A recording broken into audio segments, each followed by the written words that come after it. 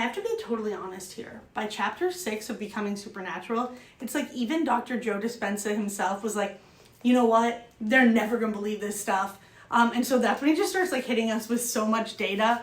In chapter 6, the data is all case studies. And some of them are very remarkable, right? Like Jesus water into wine level remarkable. But again, there is a ton of data here. So let's talk about Ginny, right? His first case study.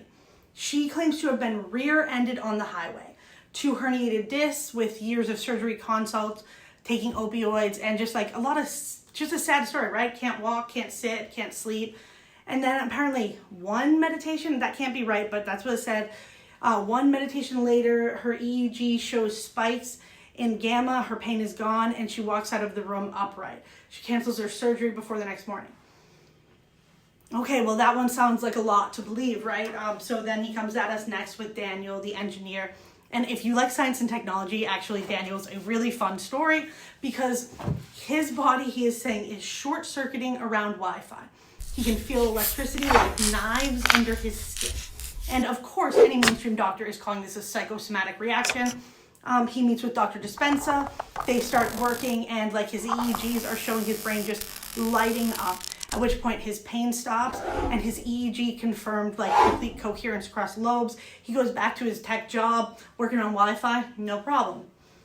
Kind of a crazy story again, but now he's coming at us with Jennifer, who has an autoimmune disease. Her vertigo is actually so severe, her husband has to brush her teeth. And just side note, whoever Jennifer's husband is, you are a great man. And so she visualized walking again and her nervous system listens. By the end of her workshops, she's climbed several stairs, no pains, no med, HRV off the chart. Some call it like neuroplasticity. For her, this feels like freedom because she's moving again. But like you really want to convince us, right? You're going to double down on doctors. So now we have Felicia, a medical doctor. And she's listed as like a career skeptic with skin disorders like eczema. With her final medication, her EEG spikes so high, they think that she's actually having a seizure. She's not. She's having a full awakening. And as like, I guess a bonus in this one, her skin condition gets better too.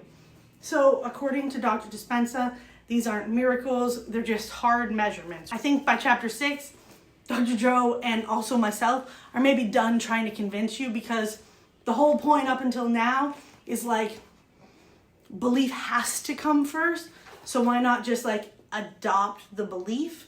And then the worst thing that can happen is quite literally nothing at all.